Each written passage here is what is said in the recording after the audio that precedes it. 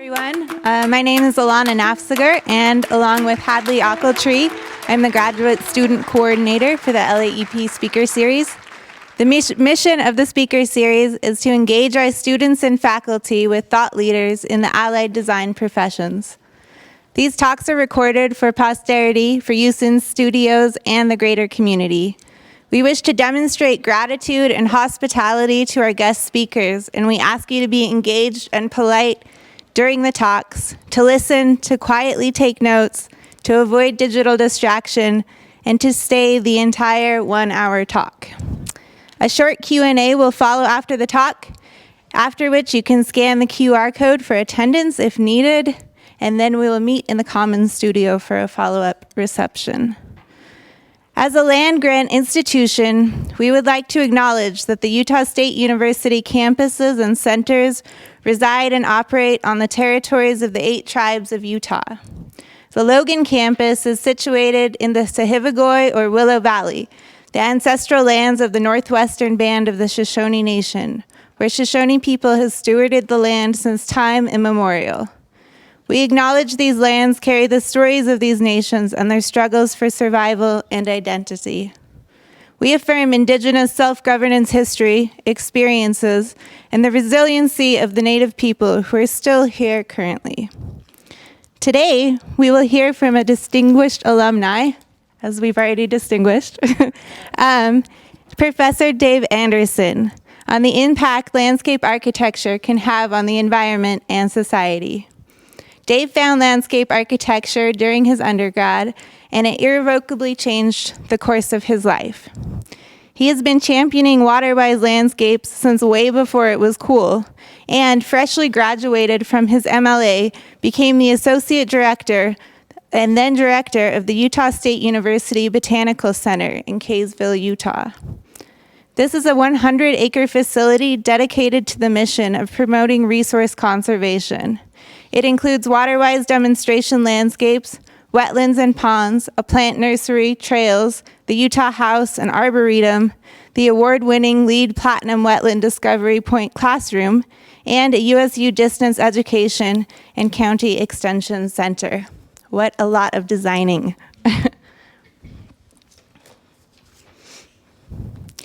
In 2012, Dave joined the LAEP faculty, where he leads instruction of the department's Introduction to Landscape Architecture course. This is the largest of its kind in the US, with over 1,000 students taught annually. He teaches university connections to incoming freshmen and has taught foundations of sustainable systems, land planning for residential development, and co-taught leadership in planning and design, a Capstone studio for seniors. He currently instructs Analysis and Design 1 studio. Additionally, Dave was recently named the Associate Vice Provost for Community Engagement, leading USU's application to maintain the Carnegie Community Engagement Institution classification, and serves as the USU liaison for the ASLA in Utah. From what I can tell, he seems to know absolutely everyone. Through these teaching appointments and community engagement, he is able to impart his extensive expertise in water conserving landscapes, regional identity, sustainable design, and community engagement. And he uses this to connect his students with the importance. He uses to connect his students with the importance of the relationship we have with our planet. Please join me in welcoming Dave Anderson.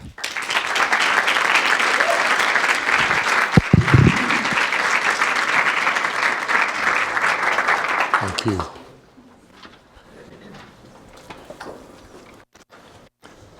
Well, that's embarrassing.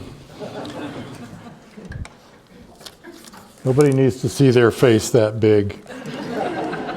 So we'll move on quickly. It's great to be here. I was telling these hecklers in the front row that it's a surreal experience for me to stand here in this room. Every time I come in here to teach, it's a strange experience because I came to school here. And I sat in these those chairs and listened and learned from other people. And I spent a lot of time upstairs, and it's something that has become and been just a huge part of my life. And so it's great to be here, and thank you. I wanted to, I'll give you just a little bit of background. This is your life kind of stuff. And I'll touch a little bit on the Botanical Center project because it has significance associated with the title of what I decided to talk about today. And then I'll give you all a little bit of a challenge and maybe a word of encouragement. So back in the dark ages, and this is ironic because I'm going to assume these are pumpkins. There's nothing in the world I dislike more than zucchini and tomatoes, and I'm sure that they're in there somewhere. But aside from that,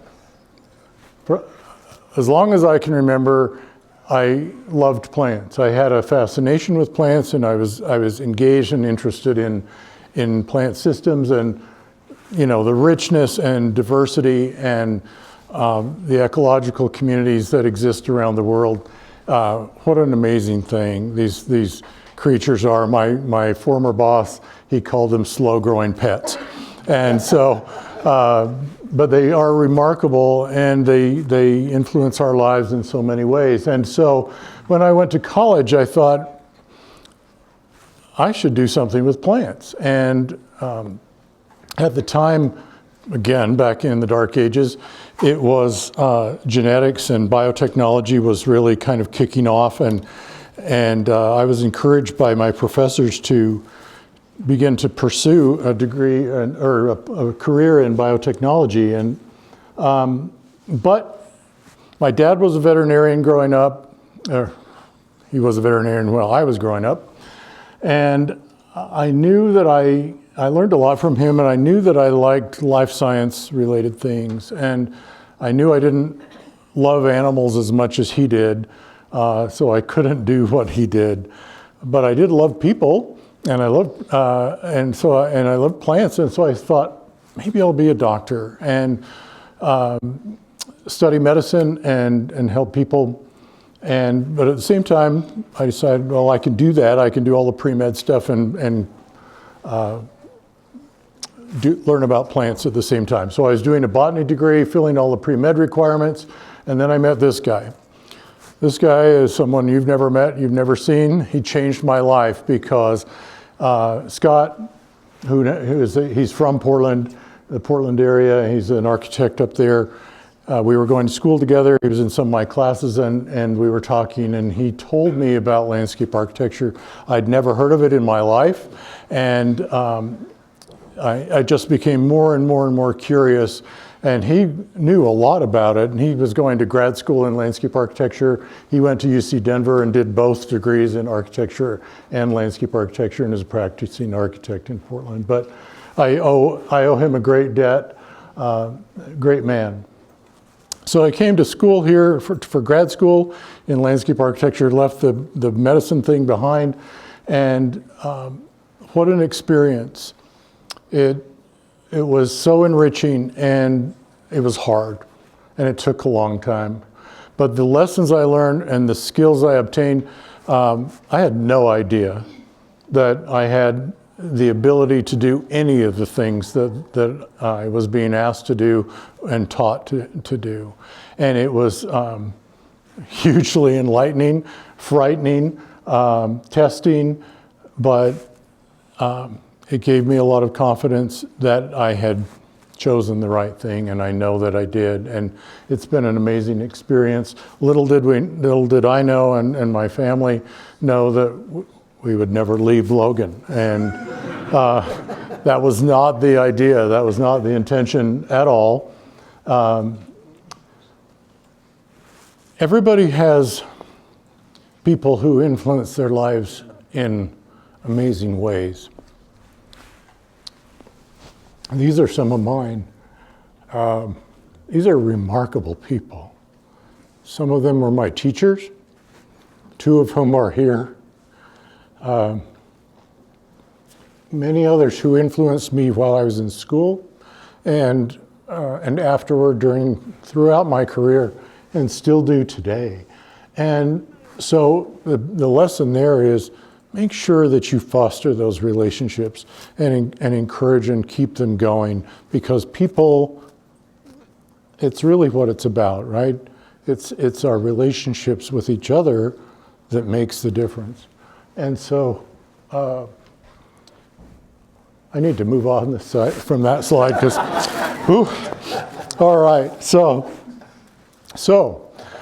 after school, I thought I'm going to go work for design workshop or something. Maybe Todd would hire me or something, and that wasn't the case. It turned out that I was offered a position along with one of my colleagues from here to work on a brand new project, a new botanical garden for the university that Alana talked about, and Keith.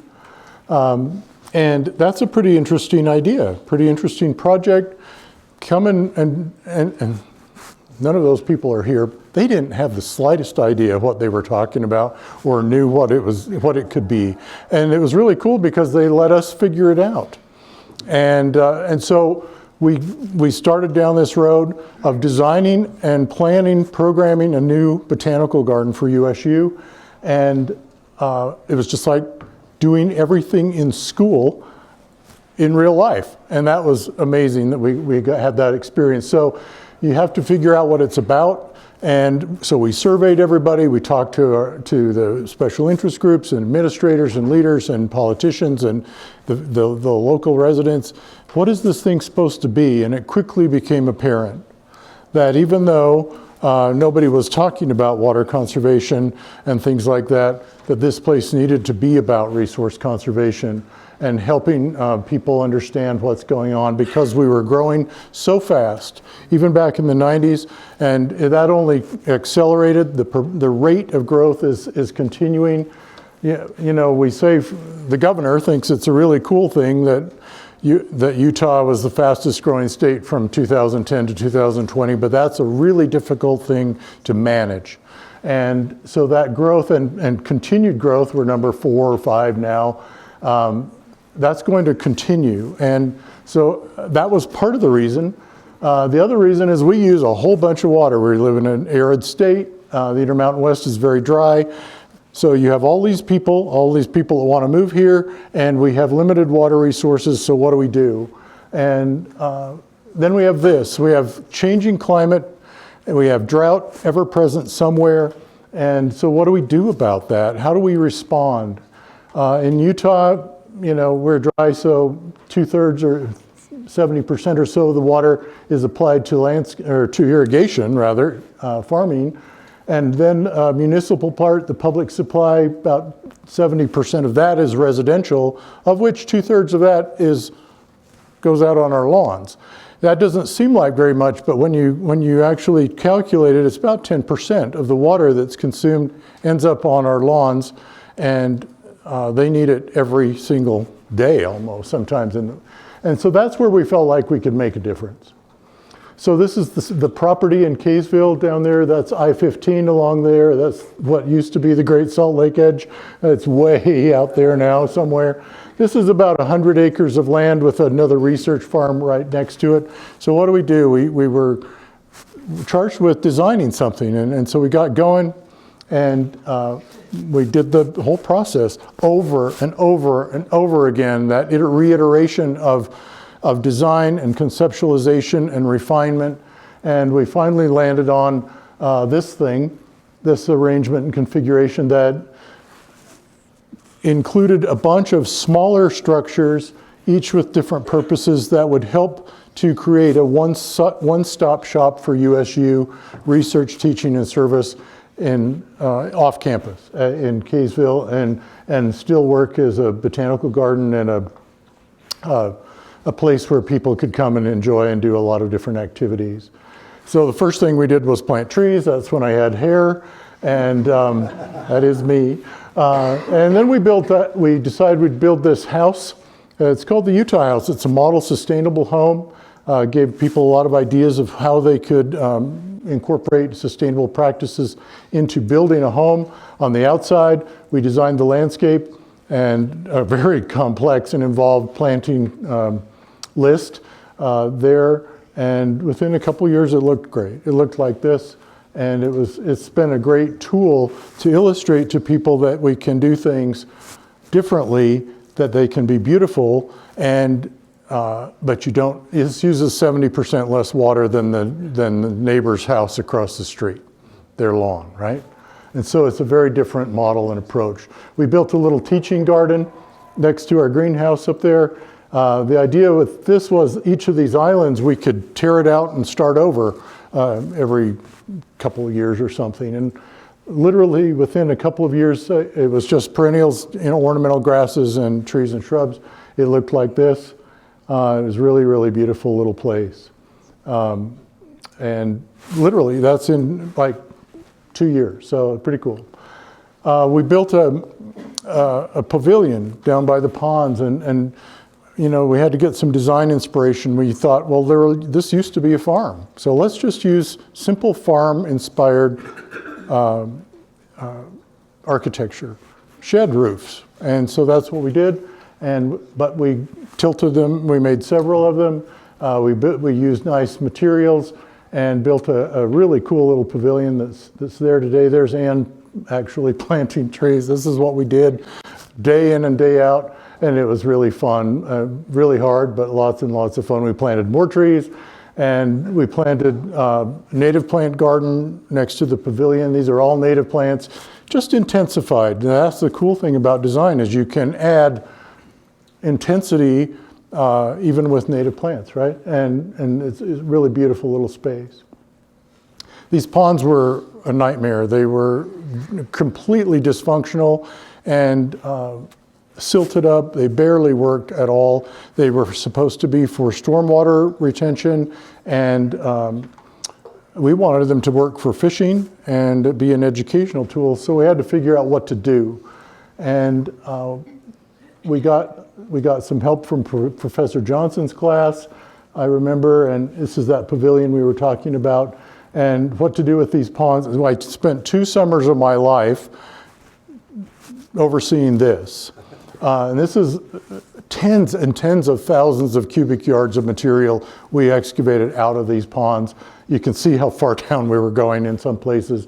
It was a monumental effort. We actually moved all the material out by the freeway and created a sound mitigation berm in the process, so we didn't have to haul it away. And over time, we began to put it back together. And there's that pavilion sitting there bare naked by itself. And we finally got it to a place where we could, where it would function as natural wetlands, function for fish, function as an educational opportunity for people to learn about this kind of place, and to retain stormwater for the city. And it's been pretty cool. Another thing we did was we thought we need a classroom that where we can teach children especially about wetlands and birds and bugs and fish and all those things. And we thought, well, we're manipulating these ponds, so this little spot right here, we built it. We built the spot for the building on the pond, right there. And that was really fun to basically envision this structure that would be a part of this pond and be integrated really with it. And we started to build it up. And that took more time off of my life expectancy. It was very difficult, but it turned out amazingly well. It's a really innovative little structure. We did fun things like my dear friend, who's a graphic design professor, helped with this beautiful interpretive art installation on the inside of the building, for example. We were striving for, and we attained a LEED Platinum certification for this building. That just simply means it was at the time as good as it gets from a sustainable building perspective. And it was the first publicly owned platinum building in the state of Utah. And so that's pretty cool. And it looks, I don't know when this picture was taken, but it looks a lot better than it used to. We built a classroom for USU courses. So you're seeing conceptualization. I was the client, We hired architects, but they were working for us, and that was really cool because we could guide and direct and inspire and help them to kind of help to get the design into a direction we wanted to go. We did all the roads, we did the planting design and so forth, and you know, some of these things got built, and that was really just amazing to see, to go through that process. I learned how to do graphic design. I did not do these, but I participated in it, and I knew we needed it. We did marketing, we did branding, we did fundraising, public relations, programming. I got into interpretive signage, which is actually really an interesting field or area for me.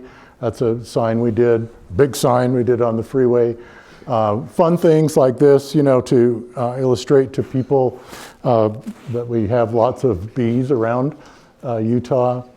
One of the best things we did was partner with the Nature Conservancy and partner with them on a little wetland education, kids environmental education program.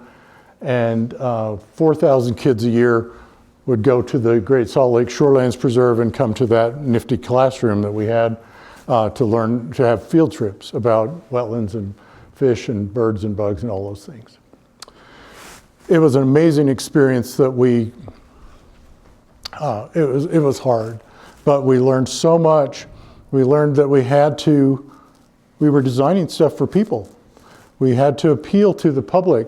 All that programming and public events and getting people to come to that place and so forth, that was a really important thing. I had the opportunity to join the faculty, come home to LAEP in 2012, and my commute was shortened by about 58 minutes. It was an hour before, and now it's literally like 2 minutes to come to work, and that's amazing.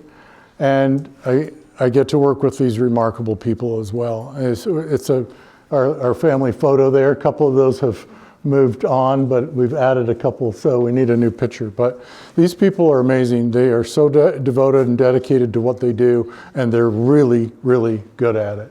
So, and you majors can attest to that. So what is it we do in landscape architecture here? We have a vision for a department. Don't know if you knew that, but we're preparing our students to be practice-ready leaders in the profession of landscape architecture, environmental planning, and other aligned disciplines. Empowering people and communities to make aesthetically, ecological, and socially responsible landscape planning and design decisions in support of people and the environment. And that's really an important part of who we are. And that's kind of what I want to get to in a minute. But in the last 12 years or so, I did a little bit of math. As we said, we're teaching 1,000, 1,200, 1,300 students a year in LAEP 1030. It's been something that I was asked to do to help kind of grow this gen ed class. It's been remarkable to see the growth, and that's a lot of students. And so I see them all over, and people are like, hi, and I know no one's name, I'm sorry, but I will always say hi to you, and I appreciate it when you say hi back, because that means it wasn't an absolute horrible experience, so, or you're just being kind. But what a cool opportunity to expose and inform and raise awareness about landscape architecture to all those people. So what is it? Really, what is the distinction? And this is really for you, 1030 students who are here. What's the difference between these two things? It's in our name, but maybe some of you haven't seen the light yet, but you will. I'm looking at a student right over here, Quinn, who was in our class last semester and thinks this is what he wants to do, and that's awesome.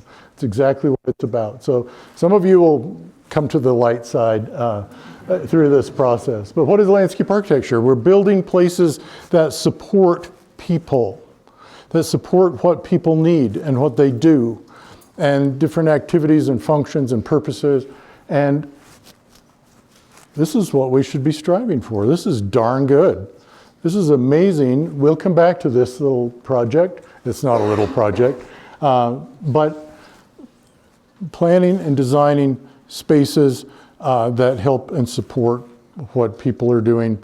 But we'll talk about how we need to be considering the environment as well. If you go on a larger scale, we're looking at analysis of big places.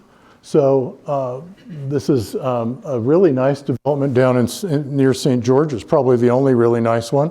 Nobody repeat stuff like that. But this is Kayenta down in St. George, and it's really beautiful because it's integrated into the place, isn't it? Well, a lot of analysis and thought and study went into the bigger picture associated with this place. And that's really, it's all about scale. And so it's about choosing and working out the details associated with things, how to fasten stuff together, how to bring things and choose materials and combine them. It's about site elements and putting them in the right place in relationship and association with each other in the context of a regional, where in the world it is, right? And so it's about scale and it's about context. We might get hired to build or design this field right here, but look at what's going on around it.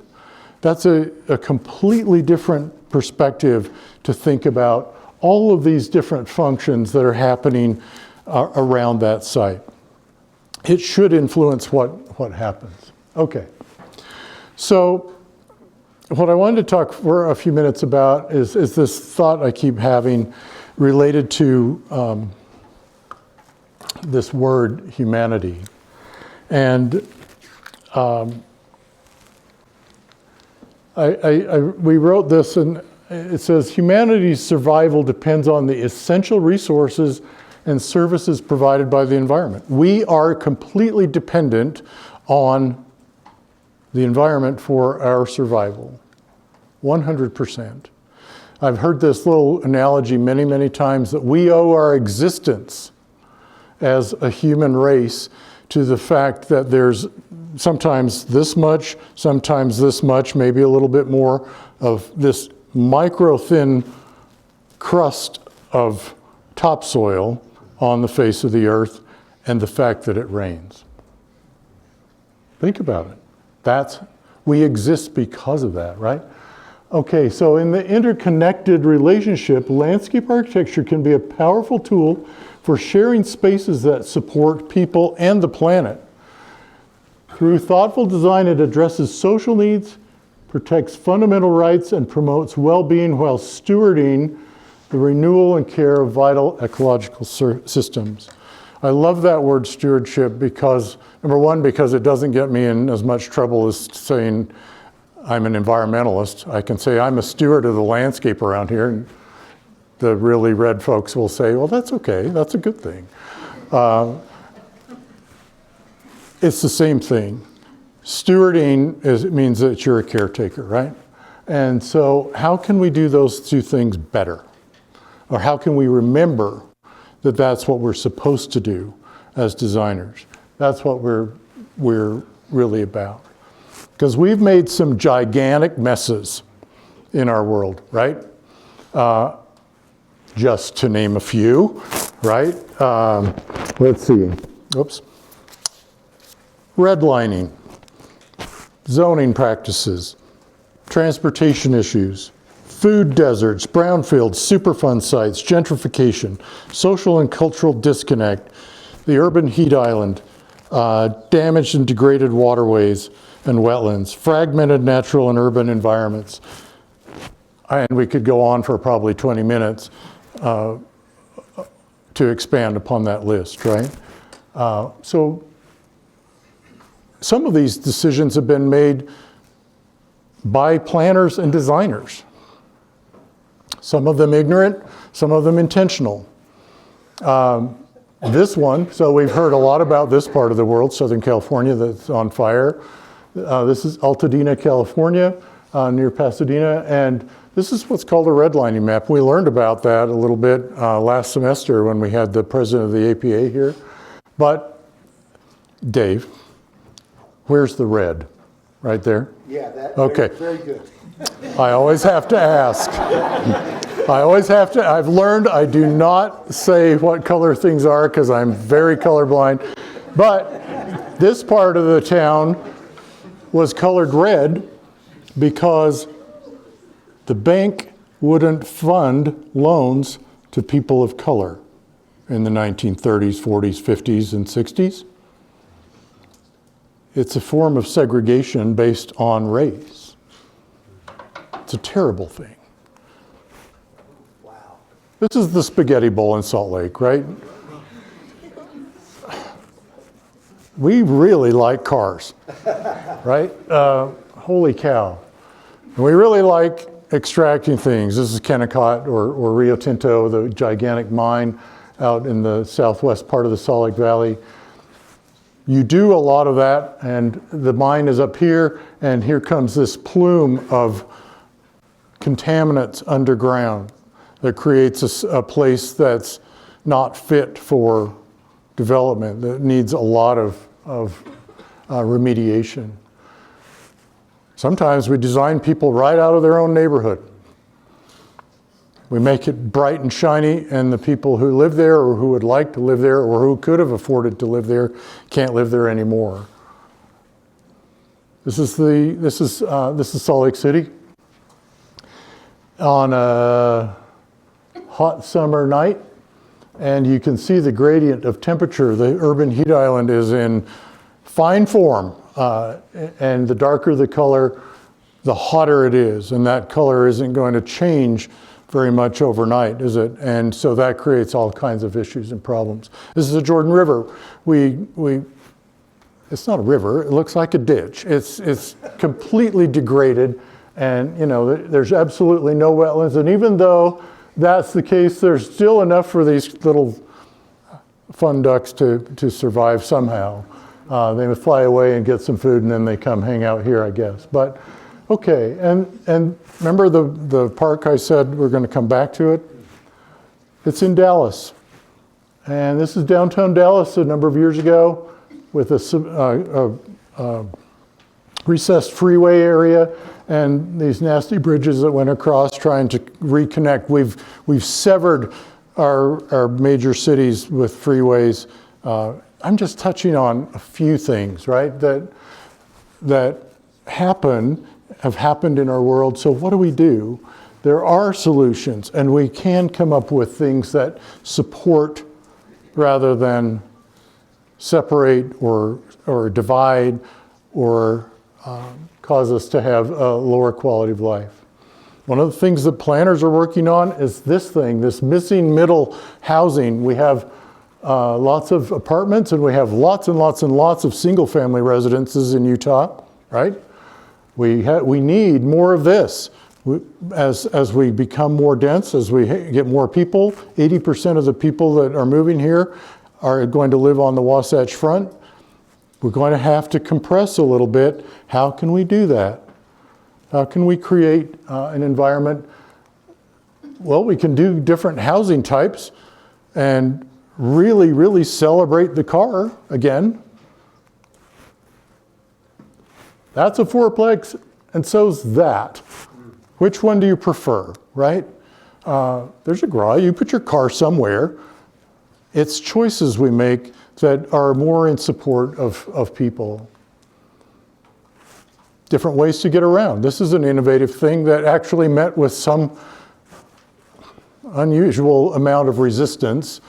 This is a rapid bus transit line from UVU to BYU down in Utah County. It's a dedicated lane. It's basically like a tracks on a bus. What a cool idea. Here's a streetcar they're putting back along 21st South in Salt Lake, and people that can live more tightly next to that and go to work and get on the tracks or the front runner or go wherever in alternate ways of getting around. This is a beautiful park done by our friends, folks who are alumni of our program. in a place called Daybreak. Daybreak is sitting on that gigantic, what used to be that big plume of contaminant from Kennecott. Years ago, Kennecott, to their credit, they made the decision to change the use of land they own, to remediate it, and it's turned into an amazing new urbanist community with options for housing, lots and lots of parks, access to schools. It's not perfect, but it's a darn good start, and you can take your puppy down there and enjoy that too. And there are different housing types, and there's a tracks line that goes out there now. Here's Confluence Park on the Jordan River, brand new, especially when this was taken, but starting to put together an opportunity for people to get closer back to that water and use it as a resource. Use it as an asset, see it as an asset rather than this thing we dump stuff into. And there's the top of that freeway. That park is sitting where all those bridges were.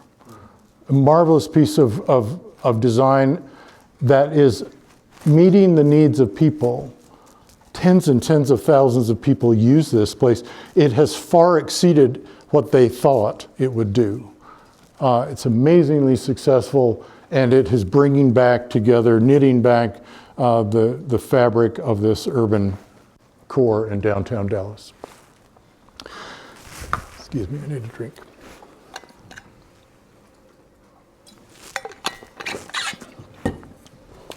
I have to put my glasses on because I need a note.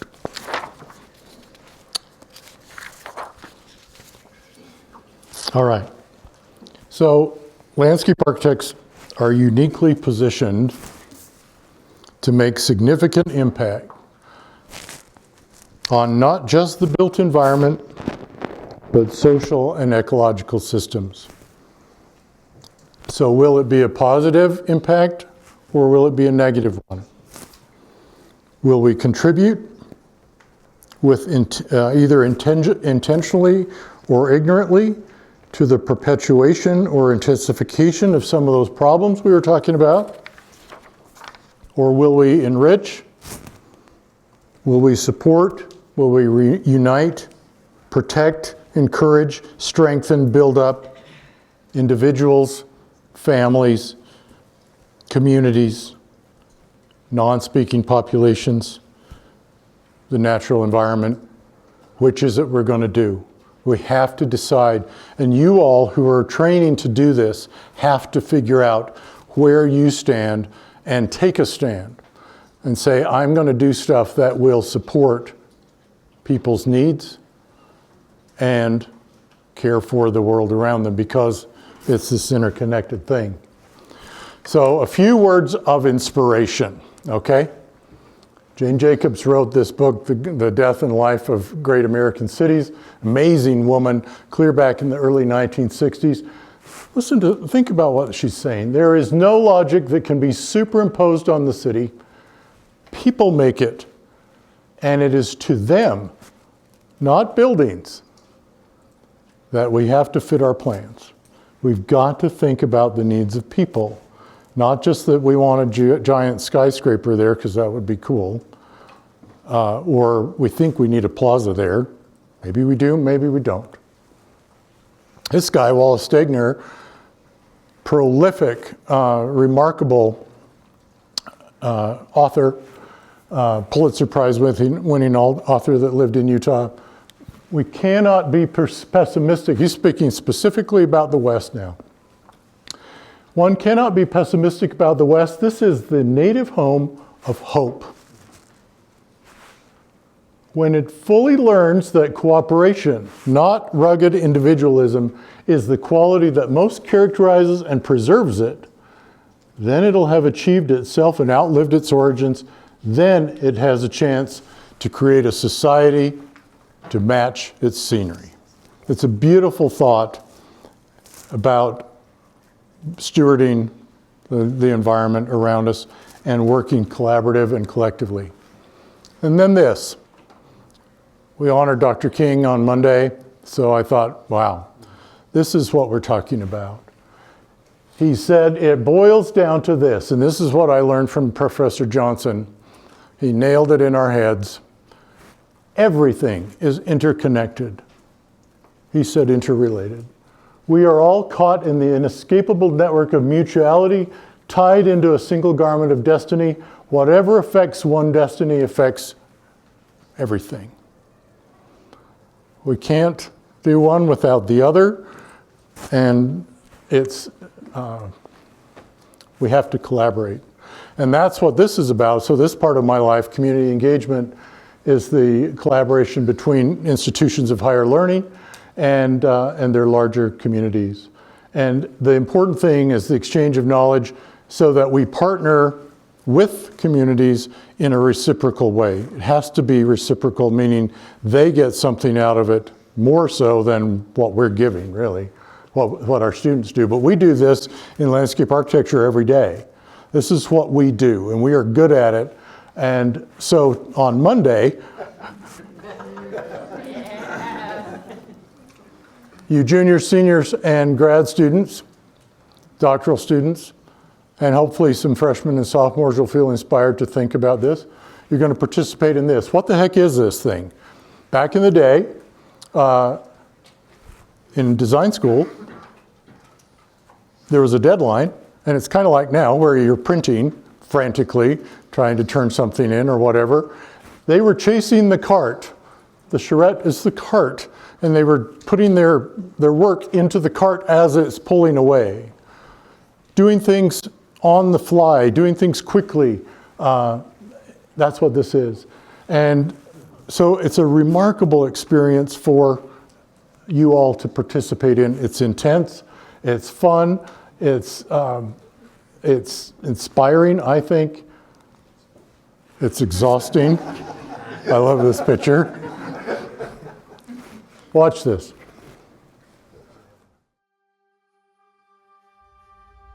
This experience ranks the highest among all the work I've done within this program. It's a culmination of our entire academic career, and so our skills are the most developed they've been so far in this program. But it's also something that I'm personally very passionate about. I grew up on the Great Salt Lake. It's actually one of the reasons I started in this program, so being able to bring that all together at the end of our academic career was an incredible experience. The amount of people who showed up and the amount of people who are really excited to be a part of this project shows like an incredible investment from the community. We conducted a week-long charrette, which was fairly intensive and it's program-wide. And in teams of 2 as seniors, we led a group of about 15 people through a week-long charrette, really diving into the issues on the Great Salt Lake.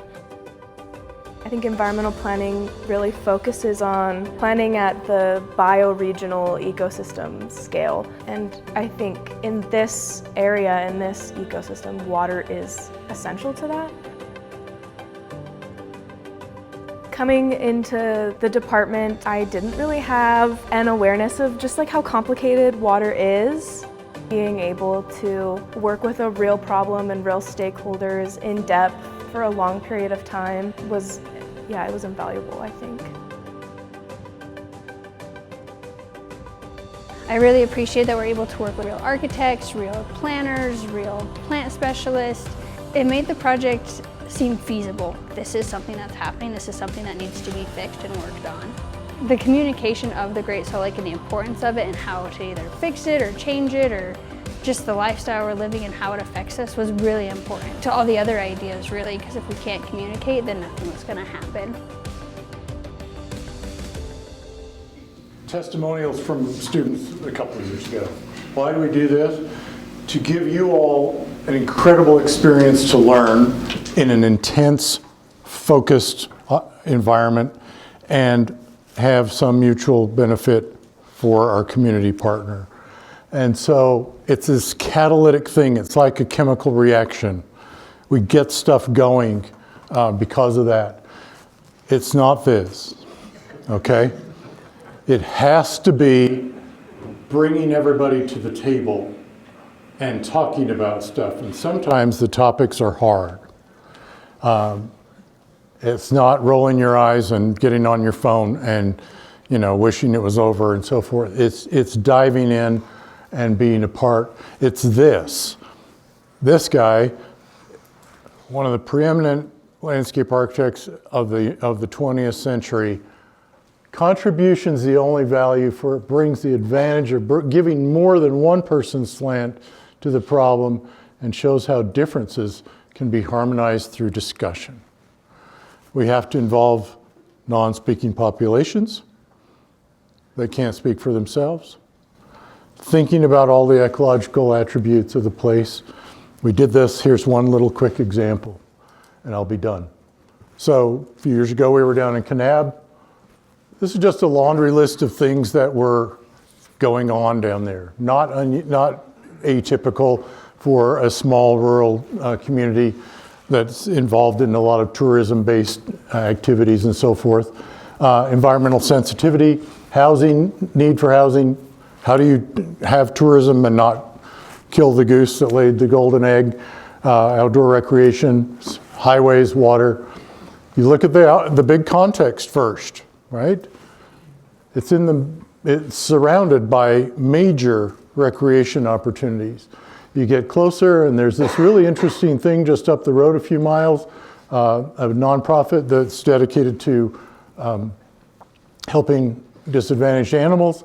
And here's Little Kanab and some prominent landscape features. You get down closer, you see there's a stream going through this big bluff up here. You see here comes the road. This is the state highway that turns into Main Street in this town. And so here's a couple of things that the charrette produced. So one here and one here we'll quickly look at. This is what you see when you drive down the road in Kanab. It's what they based the Cars event or ride at Disneyland off of that thing right there. People driving through there way too fast, not stopping, not spending any money, trying to get to one of those other places. What can we do about it? This bend right here, really problematic. Why can't we make that thing a four-way stop or a roundabout or something else and bring some businesses closer to the street and maybe incorporate a visitor center and some other things, make the street more narrow so people have to slow down. Design decisions that improve the situation. Best friends, wow, these are liberal commies on one hand, and you're down there in redneck land, and these folks weren't seeing eye to eye on much. And here they come. They're taking care of animals that have been abandoned, or like some from the fires, for example. Well, they weren't getting along with the city very well. Here's Kelly. He works in that area down there and was trying to kind of unify and bring some folks together. Here's something that came out of this charrette. So Best Friends had bought this old motel at the other end of Main Street. Didn't know what to do with it. Why don't you make it a pet-friendly hotel? And put a dog park there and some other amenities around it. You talk to Kelly, he looks a little rougher there now, but Best Friends, he said, the Roadhouse is a shining example of what can be done through a charrette process. It's helped us realize the value of these assets. It's a functioning pet-friendly motel now. We went to South Salt Lake in 2022. We did the Great Salt Lake in 23. We went to Bear Lake last year, and on Monday, we're going here. Take advantage of this opportunity. Dive in, do as much as you can, learn as much as you can, listen to what the people are saying. They live there, they have input, listen to, and when you design something, think about, would I want to live there? Would I live in what I'm designing? It's about people, it's about place, and it's about the environment. So, I don't know if this is really Michelangelo or not. It's a tribute. That's supposed to be him. I meant the quote. It's attributed to him, but it's an amazing quote if you think about it. The greatest danger for most of us is not that we aim too high and we don't hit the mark. It's that we aim too low and we hit it. Right? shoot high.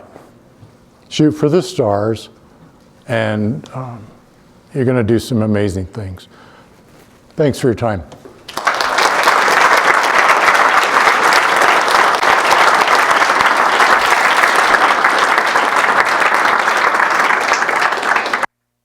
Thank you so much, Dave. That was really wonderful. Does anybody have any questions?